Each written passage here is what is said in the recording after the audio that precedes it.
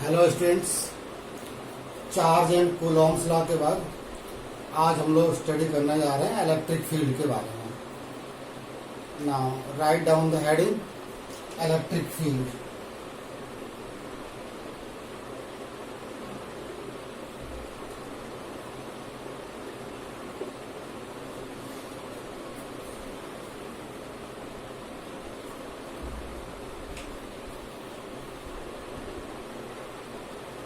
Electric field क्या होता है, इसकी डेफिनेशन क्या होती है, फार्मूला क्या होता है, वो आज हम लोग समझेंगे। ओके, सपोज एक चार्ज रखा हमने, ये क्यू चार्ज,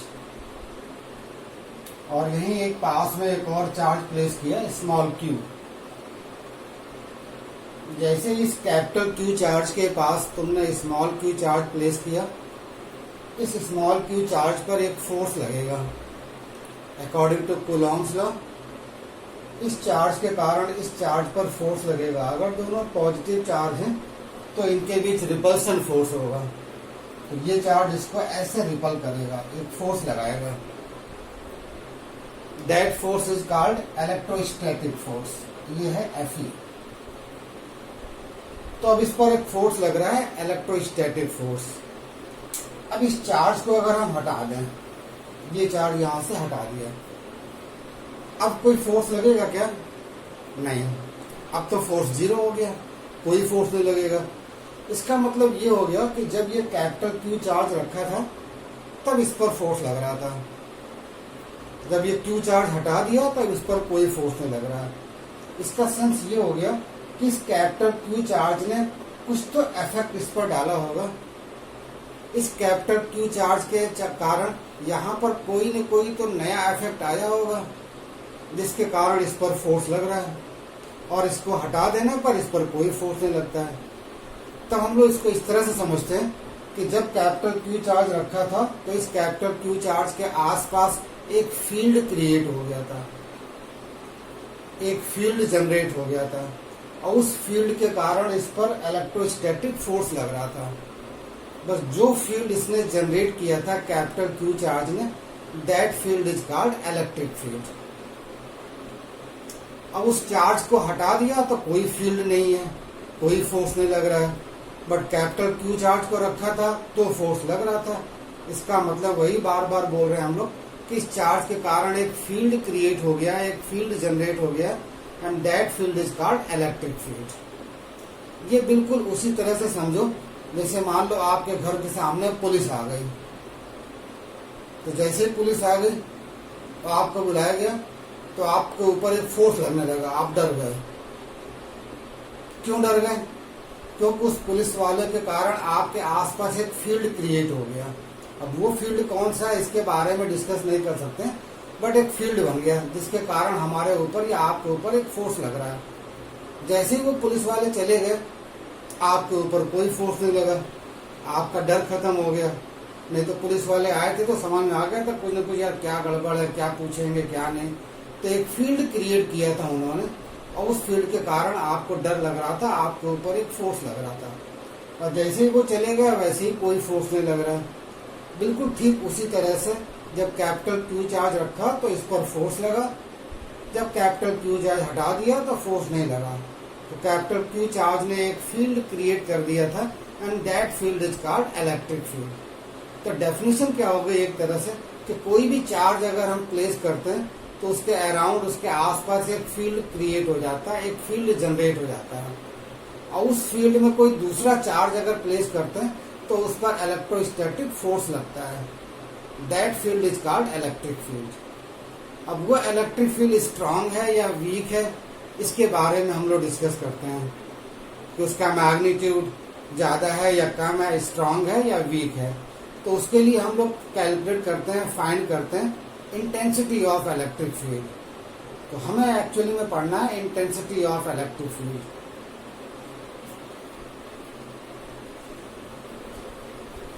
तो इलेक्ट्रिक फील्ड कहाँ जनरेट होता है? किसी भी चार्ज के आसपास।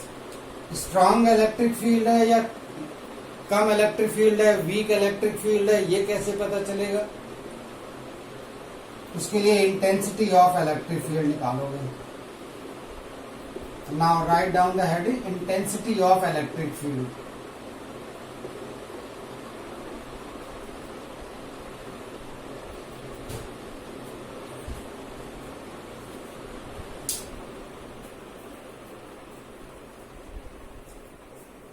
तो इलेक्ट्रिक फील्ड स्ट्रांग है या वीक है, उसके लिए इंटेंसिटी ऑफ इलेक्ट्रिक फील्ड. तो कहीं पर भी इलेक्ट्रिक फील्ड है या नहीं है, वहां पर एक चार्ज रखना और ये चेक करना कि उस चार्ज पर इलेक्ट्रिकल फोर्स लग रहा कि नहीं लग रहा है. अगर उस चार्ज पर इलेक्ट्रिकल फोर्स लग रहा है तो वहां पर इलेक्ट्रिक फील्ड होगा, नहीं लग रहा है तो वहां इलेक्ट्रिक फील्ड नहीं होगा. ओके. तो जो चार्ज हम प्लेस करते हैं ये चेक करने के लिए कि यहाँ पर इलेक्ट्रिक फील्ड है या नहीं है, उस चार्ज को बोला जाता है टेस्ट चार्ज. उसको बोलते हैं टेस्ट चार्ज और Q0 से शो करते हैं. ये पॉजिटिव और नेगेटिव कुछ भी कंसीडर कर सकते हैं, बट हमेशा ये लिया जाता है पॉजिटिव. तो test charge always taken positive. तो अब इसी बेस पर इसकी डेफिनेशन लिखते हैं हम लोग. डेफिनेशन ये होती है the electrostatic force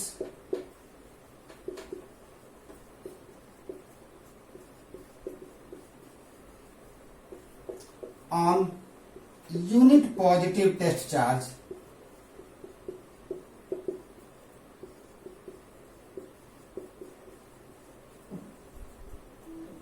placed at a point in electric field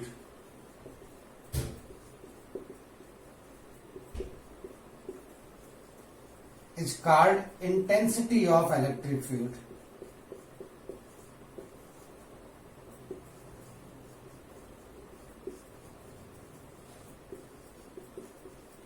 At that point, write down the definition.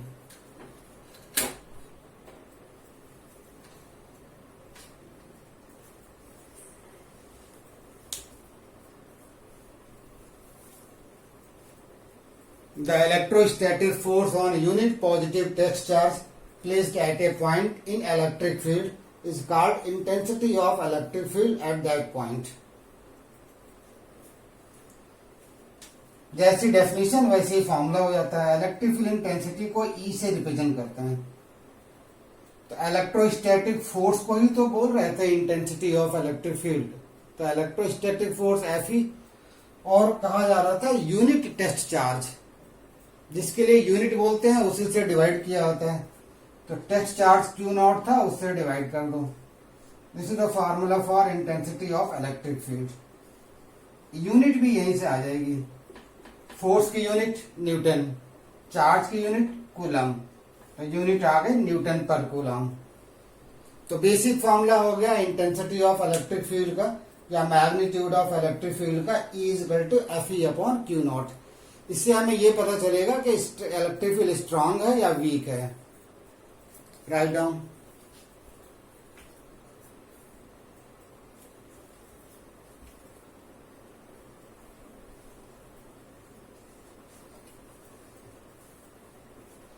Video pause करके और नोट कर लेना डेफिनेशन.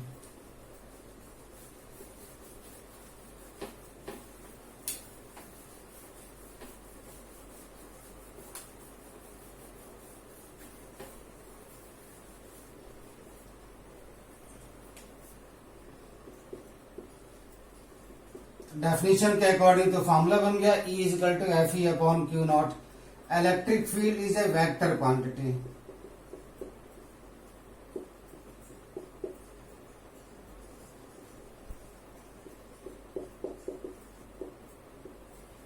इलेक्ट्रिक फील्ड इंटेंसिटी या इलेक्ट्रिक फील्ड वेक्टर क्वांटिटी होता है.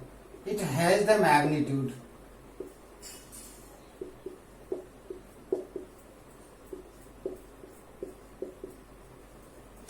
कितना मैग्नीट्यूड होता है भाई? Fe upon Q0. And it has the direction.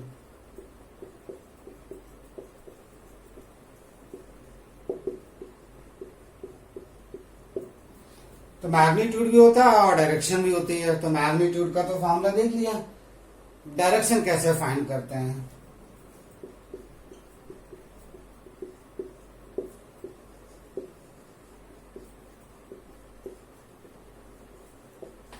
Direction of electric field. तो इलेक्ट्रिक फील्ड की डायरेक्शन समझने के लिए ये चेक किया जाता है कि चार्ज कैसा है जिसके कारण इलेक्ट्रिक फील्ड प्रोड्यूस हुआ है, वो चार्ज कैसा है, पॉजिटिव है या नेगेटिव है। अगर पॉजिटिव चार्ज है तो इलेक्ट्रिक फील्ड की डायरेक्शन अलग होगी, नेगेटिव चार्ज है तो इलेक्ट्रिक फील्ड की डायरेक्शन अलग होगी। Due to positive charge, suppose ये पॉजिटिव चार्ज है तो डायरेक्शन ऑफ इलेक्ट्रिक फील्ड होता है outward. Outward means away from the charge. इसका मतलब क्या होगा कि अगर यहां कोई टेस्ट चार्ज रखोगे Q0 तो ये वाला चार्ज इस पर कैसा फोर्स लगाएगा बेटा, रिपल्सन। ये चार्ज इस पर रिपल्सन फोर्स लगाएगा ऐसे। यहां प्लेस करोगे तो किधर फोर्स लगाएगा, रिपल्सन। तो जिस डायरेक्शन में ये चार्ज टेस्ट चार्ज पर फोर्स लगा रहा है वही डायरेक्शन होगी इलेक्ट्रिक फील्ड की डायरेक्शन। तो किसी भी प्लेस पर इलेक्ट्रिक फील्ड की डायरेक्शन पता करनी हो तो क्या करोगे आप कि वहां पर पॉजिटिव टेस्ट चार्ज रखो और देखो उस टेस्ट चार्ज पर किस डायरेक्शन में फोर्स एक्ट कर रहा है। जिस डायरेक्शन में फोर्स एक्ट कर रहा है that direction is the direction of electric field. यहां पर टेस्ट चार्ज रखेंगे तो फोर्स किधर लगेगा, रिपल्सन ऐसे, तो इलेक्ट्रिक फील्ड की डायरेक्शन इस तरह से हो गई। तो इतना ना करके ये याद कर लिया होता कि अगर पॉजिटिव चार्ज है तो डायरेक्शन ऑफ इलेक्ट्रिक फील्ड किधर होगा, आउटवर्ड। आउटवर्ड का मतलब away from the charge. Due to negative charge the direction of electric field is inward. Inward means toward the charge. यहां पर कोई टेस्ट चार्ज रखें तो उस पर फोर्स किधर लगेगा, अट्रैक्ट करेगा, क्योंकि जो टेस्ट चार्ज है वो हमेशा कैसा लेते हैं, पॉजिटिव।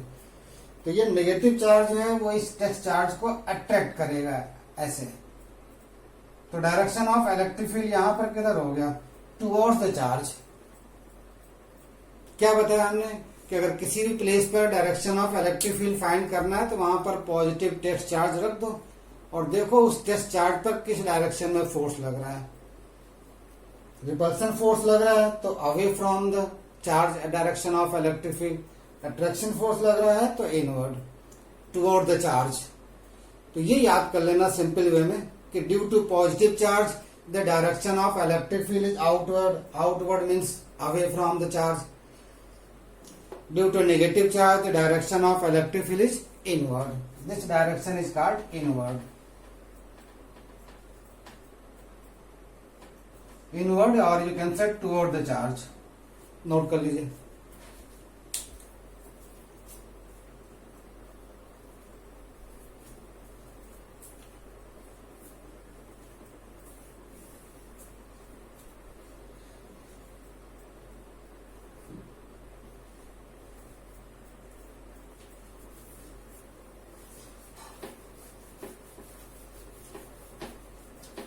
वीडियो पॉज करके और नोट्स कर लेना। सपोज ये पॉजिटिव चार्ज है और यहां पर इलेक्ट्रिक फील्ड की डायरेक्शन फाइंड करनी है, किधर होगी, अवे फ्रॉम द चार्ज। इसको यहां से लाइन से जोड़ लो और direction away from the charge, outward इस पर्टिकुलर पॉइंट पर। अगर नेगेटिव चार्ज है और इस पॉइंट पर डायरेक्शन ऑफ इलेक्ट्रिक फील्ड चाहिए तो towards the charge, inward. Direction of electric field is this. तो अवे फ्रॉम द चार्ज और टुवर्ड द चार्ज, दो डायरेक्शन आप याद कर सकते हो कि चार्ज पॉजिटिव है या नेगेटिव है, उसके कारण इलेक्ट्रिक फील्ड की डायरेक्शन क्या होगी। और डायरेक्शन बहुत इंपॉर्टेंट है, बिना डायरेक्शन के आप कोई भी प्रॉब्लम सॉल्व नहीं कर पाएंगे।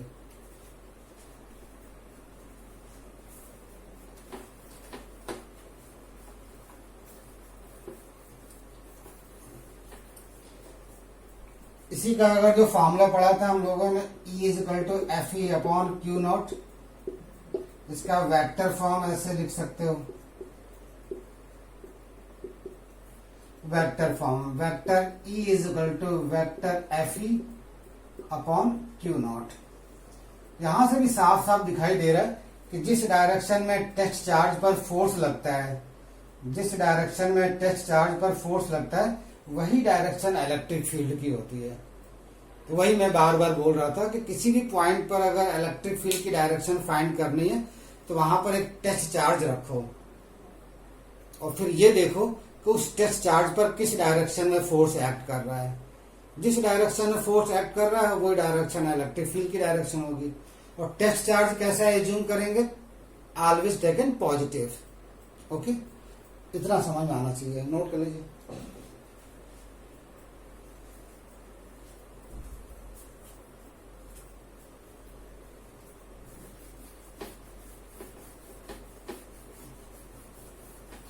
अब अलग अलग शेप और साइज वाली चार्ज बॉडीज हैं, अलग अलग शेप और साइज की चार्ज बॉडीज हैं, उनके कारण इलेक्ट्रिक फील्ड का फॉर्मूला अलग अलग होता है, वैल्यू अलग अलग होती है। डायरेक्शन तो सबकी ऐसे ही कैलकुलेट करोगे, पॉजिटिव है कि नेगेटिव है।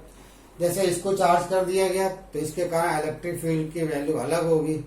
कोई स्फेरिकल चार्ज है उसके के लिए फॉर्मूला अलग हो जाएगा, कोई पॉइंट चार्ज है उसके लिए इलेक्ट्रिक फील्ड का फॉर्मूला अलग होगा। तो पहले हमें देखना है electric field due to point charge.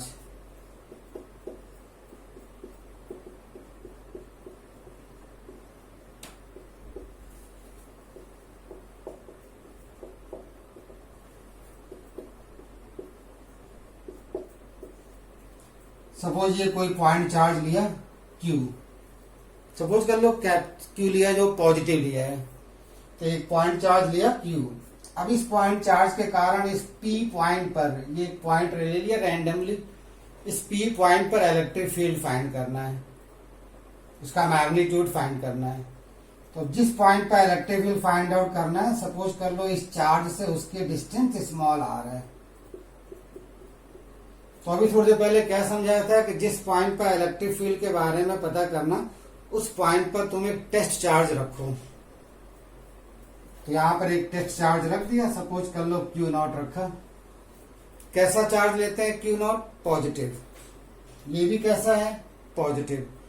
तो अब इसके कारण इस पर फोर्स कैसा लगेगा? रिपल्सन। इलेक्ट्रिक फील्ड की डायरेक्शन भी क्या होगी फिर? यही, पॉजिटिव चार्ज है तो किधर हो जाएगा इलेक्ट्रिक फील्ड? आउटवर्ड। आउटवर्ड का मतलब अवे फ्रॉम द चार्ज। तो डायरेक्शन कैलकुलेट करना कोई ज्यादा प्रॉब्लम नहीं है, ये चेक करना खाली कि पॉजिटिव है या नेगेटिव है। पॉजिटिव चार्ज है तो direction outward, away from the charge. Negative charge है तो इनवर्ड, सिंपल सी बात है। अब मैग्नीट्यूड कितना होगा ये कैलकुलेट करना है, तो चेक करेंगे कि फोर्स कितना लग रहा है। अब फोर्स कैलकुलेट कर लो। Force on charge Q0 due to Q, Coulomb से अप्लाई करो। Electrostatic force between the 2 point charges याद है, 1/4πε0 Q1 Q2 अपॉन r²। तो 1/4πε0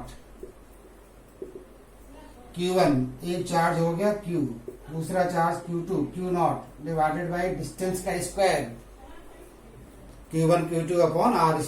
तो Q1 Q, Q2 Q0 और डिस्टेंस क्या है r, तो डिस्टेंस का स्क्वायर। ये तो फोर्स निकाला है, प्रॉब्लम सॉल्व हो गई।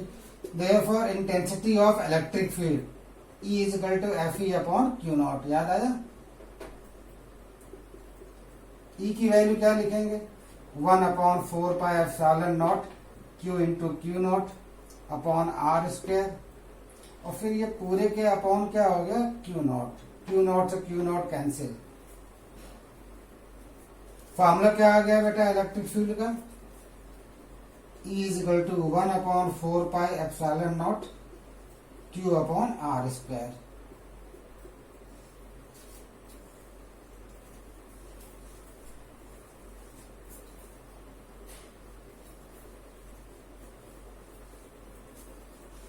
इलेक्ट्रिक फील्ड का फॉर्मूला ये E is equal to 1/4πε0 charge upon distance square. This is the formula for electric field.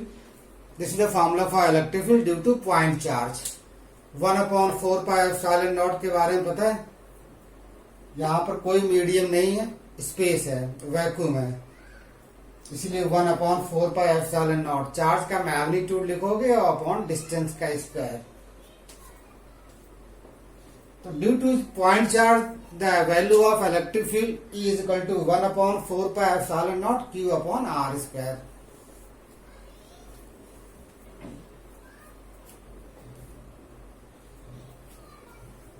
Note कर लेना। डायरेक्शन तो वैसे ही निकालना है, मैग्नीट्यूड, चार्ज का मैग्नीट्यूड अपॉन डिस्टेंस का स्क्वायर।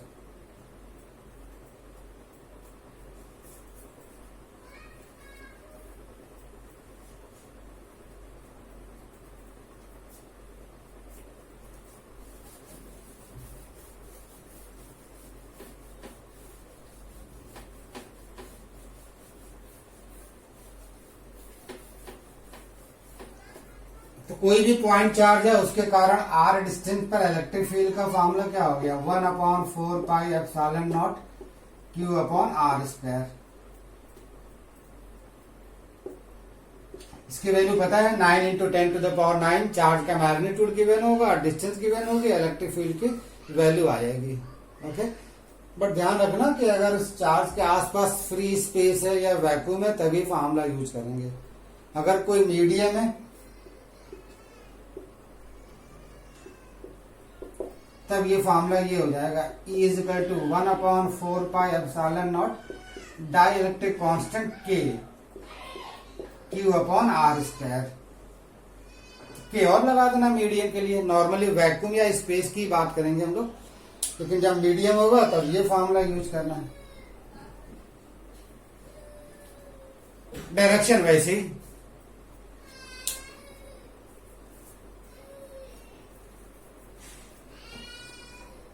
ओके। अब कैसे इस फॉर्मूले का यूज करते हैं वो देखना है। साथ में यहाँ पर एक बात और याद कर लेना, यहाँ देखो ध्यान से जरा, ये तो कांस्टेंट हो गया। चार्ज अगर कांस्टेंट है तो E directly proportional to 1/r²। इसका मतलब इलेक्ट्रिक फील्ड का जो मैग्नीट्यूड होता है वो चार्ज से डिस्टेंस के स्क्वायर के इनवर्सली प्रोपोर्शनल, चार्ज से डिस्टेंस के स्क्वायर के इनवर्सली प्रोपोर्शनल। अगर डिस्टेंस इंक्रीज करोगे तो इलेक्ट्रिक फील्ड डिक्रीज होगा, डिस्टेंस इंक्रीज करेंगे तो इलेक्ट्रिक फील्ड डिक्रीज होगा।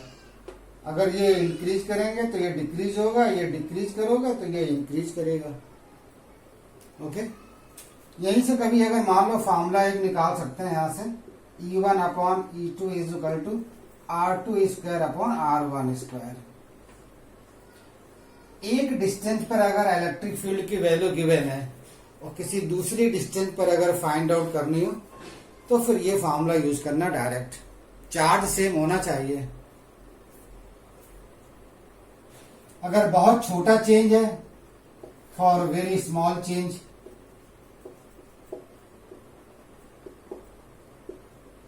चेंज निकालने का एक फॉर्मूला ये रख लेना, -2Δr upon R multiply by 100।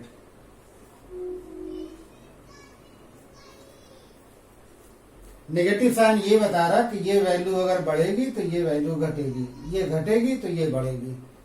Percentage change, जैसे मान लो कहा था ना कि डिस्टेंस हमने 2% बढ़ा दी तो इलेक्ट्रिक फील्ड कितने परसेंट चेंज हो जाएगा, उसके लिए ये फॉर्मूला यूज करना। छोटा चेंज हो, 5% से कम अगर चेंज है तो ये फॉर्मूला डायरेक्ट लगाना, परसेंटेज निकल आएगा। और ये फॉर्मूला एक डिस्टेंस पर इलेक्ट्रिक फील्ड पता है, किसी दूसरे डिस्टेंस पर कैलकुलेट करना हो तो ये यूज करना। इनवर्सली प्रोपोर्शनल था, इसलिए जब E1 लिखा तो R2 लिख दिया, E2 लिखा तो R1 लिख दिया। नोट कर लीजिए, फिर कुछ एग्जाम्पल करते हैं।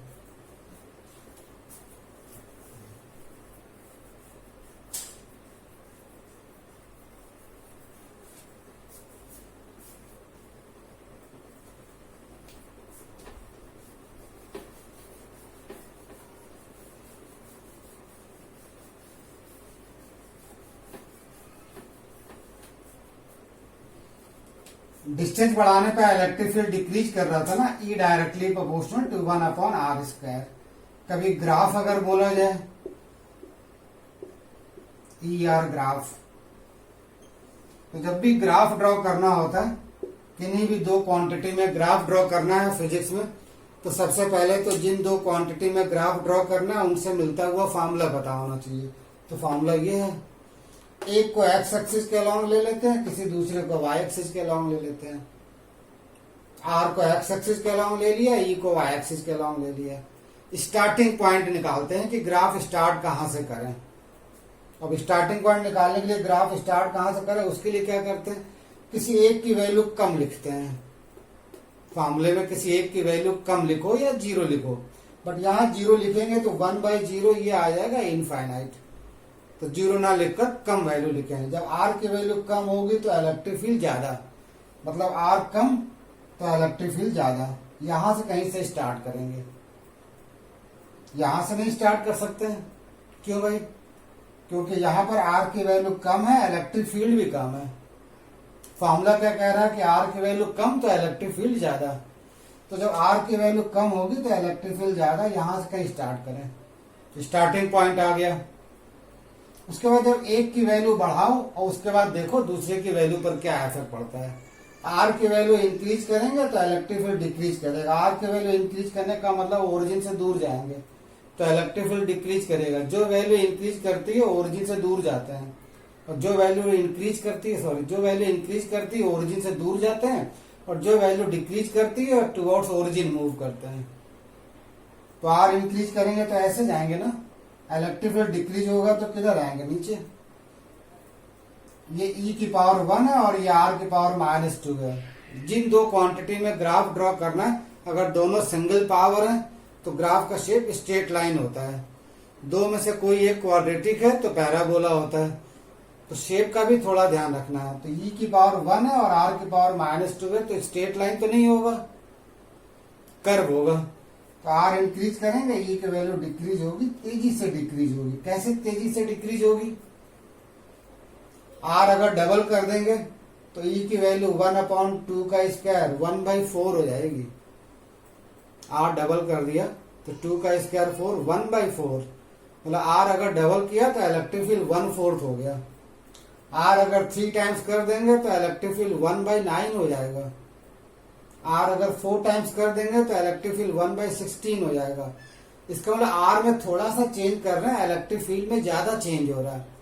तो r की तरफ ग्राफ कम चलाना, इलेक्ट्रिक फील्ड की तरफ ज्यादा चलाना। ठीक है,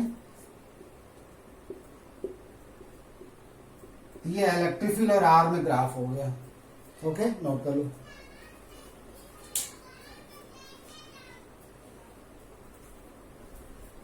ध्यान रखना स्ट्रेट लाइन नहीं होगी।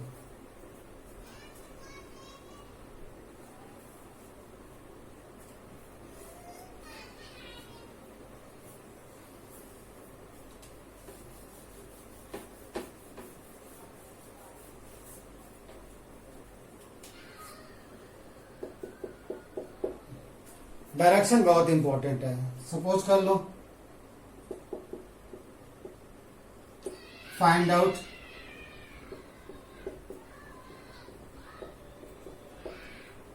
The magnitude of electric field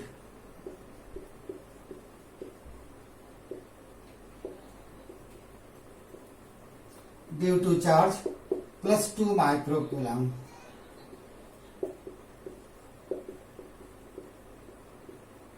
at a distance of 2 metre. आसपास कोई मीडियम नहीं है,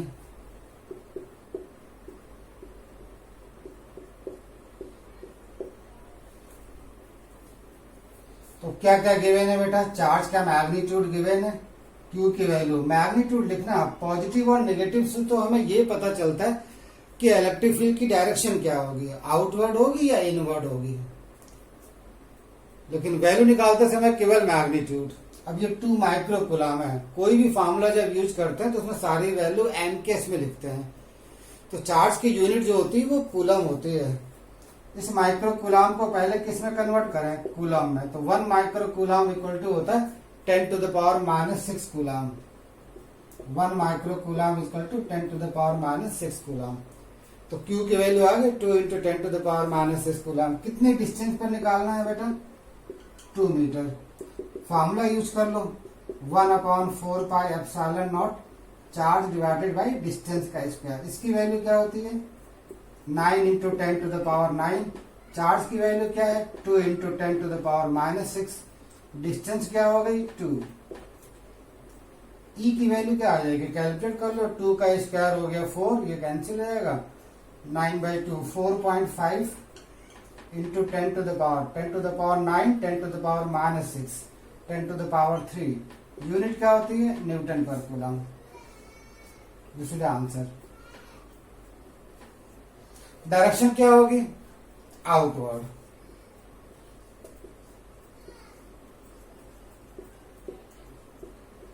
away from the charge. Note it down.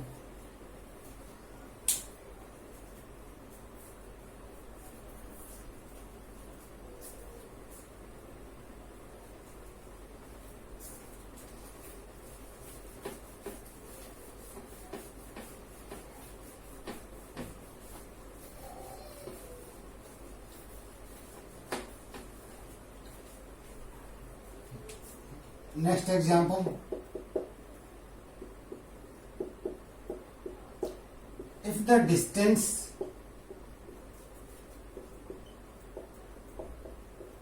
from the charge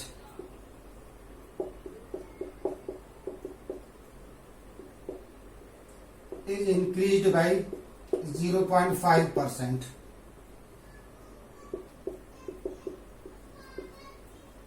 find out the percentage change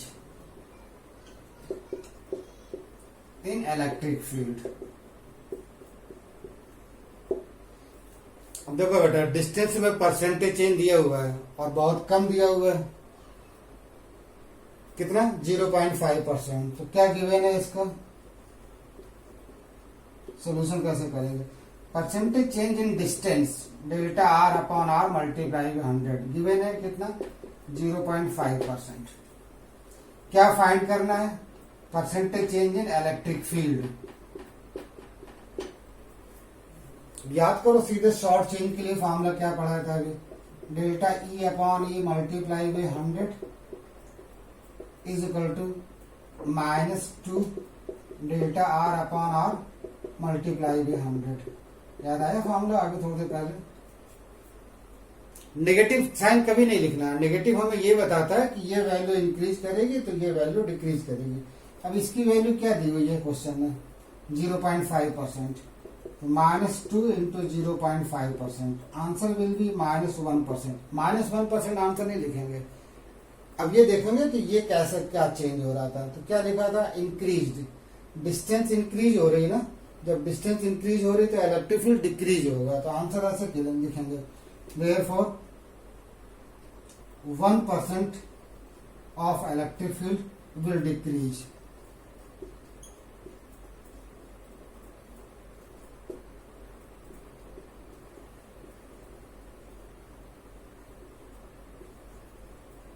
-1% नहीं, 1%। ये इंक्रीज कर रहा था इसलिए ये डिक्रीज कर जाएगा। इस तरह से आंसर लिखा आता है। नोट करिए, अच्छा क्वेश्चन है।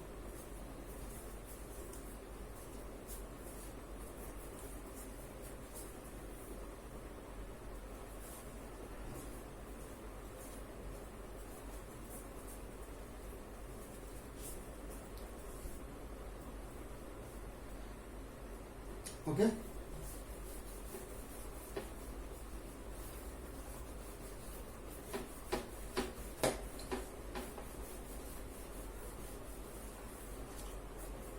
एक एग्जांपल और। The magnitude of electric field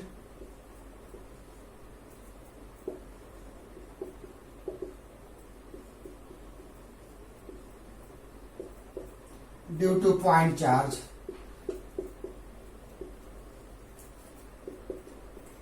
is 100 Newton पर coulomb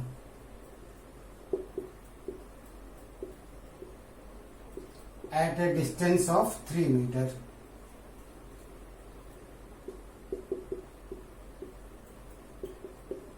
Find out the electric field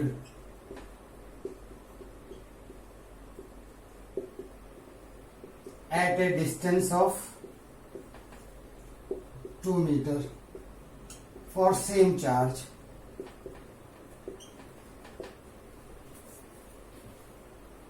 ठीक है। The magnitude of electric field due to a point charge is 100 Newton per coulomb at a distance of 3 meter. Find out the electric field at a distance of 2 meter from the same charge. अब याद करो, एक distance पर electric field given है और दूसरे distance पर find करना है। ठीक है। पहली डिस्टेंस को बोलो R1 कितना गिवन है 3 मीटर, इलेक्ट्रिक फील्ड कितना गिवन है 100 न्यूटन पर कूलम। दूसरी डिस्टेंस क्या है 2 मीटर, इलेक्ट्रिक फील्ड कितना गिवन है फाइंड करना है। तुरंत फॉर्मूला दिमाग में आ जाना चाहिए क्या, E1 upon E2 is equal to R2 square upon R1 square.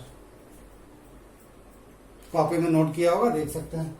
E1 की वैल्यू क्या है बेटा 100, E2 कैलकुलेट करना है, R2 की वैल्यू 2 मीटर, तो 2 का स्क्वायर हो गया 4, R1 की वैल्यू 3 मीटर, 3 का स्क्वायर हो गया 9। Therefore E2 is equal to कितना आ जाएगा 900 डिवाइडेड बाई 4, क्रॉस मल्टीप्लिकेशन कर लो,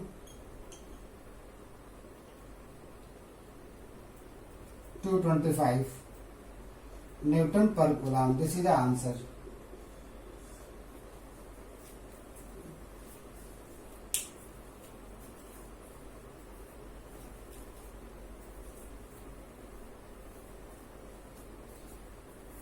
पॉइंट चार्ज के लिए इलेक्ट्रिक फील्ड का फॉर्मूला एक ही है, E is equal to 1/4πε0 charge divided by distance का स्क्वायर।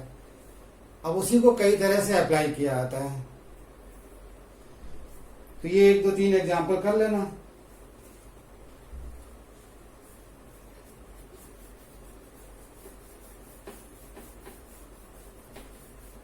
वीडियो पॉज करके और फिर कॉपी में नोट करके फिर सोल्यूशन करेंगे, फिर नोट करेंगे।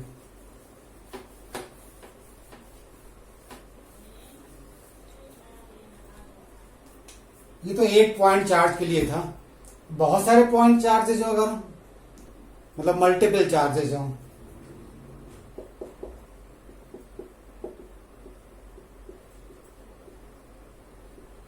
Electric field due to multiple charges.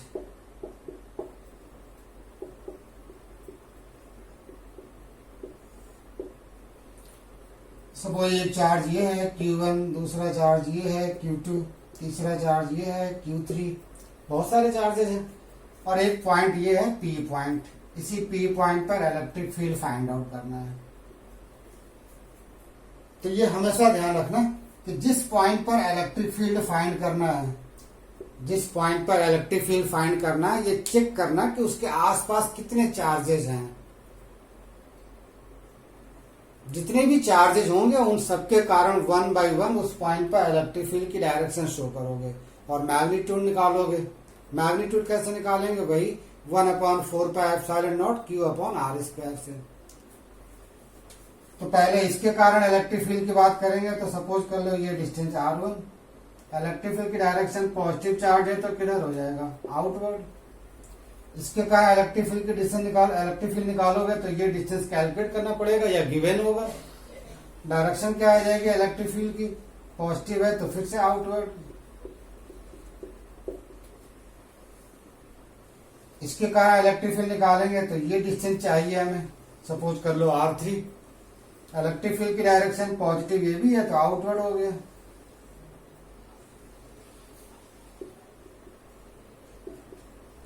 Vector quantity है, ध्यान रखना। कभी भी वेक्टर में अगर टोटल निकालना हो तो जितने वेक्टर कैलकुलेट करते हैं देखते हैं कि उनकी डायरेक्शन क्या है। अगर वो सेम डायरेक्शन में है तो टोटल या रिजल्टेंट निकालने के लिए उनका वेक्टर सम किया जाता है। स्केलर क्वांटिटी में टोटल निकालने के लिए उनका अलजेब्रिक सम कर देते हैं। तो तीनों इलेक्ट्रिक फील्ड का मैग्नीट्यूड कैलकुलेट करोगे, डायरेक्शन शो कर दिया हम लोगों ने। अब इनका रिजल्टेंट निकालेंगे तो नेट इलेक्ट्रिक फील्ड आएगा।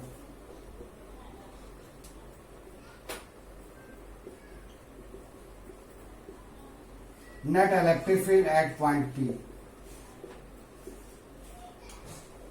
Vector E net is equal to vector some.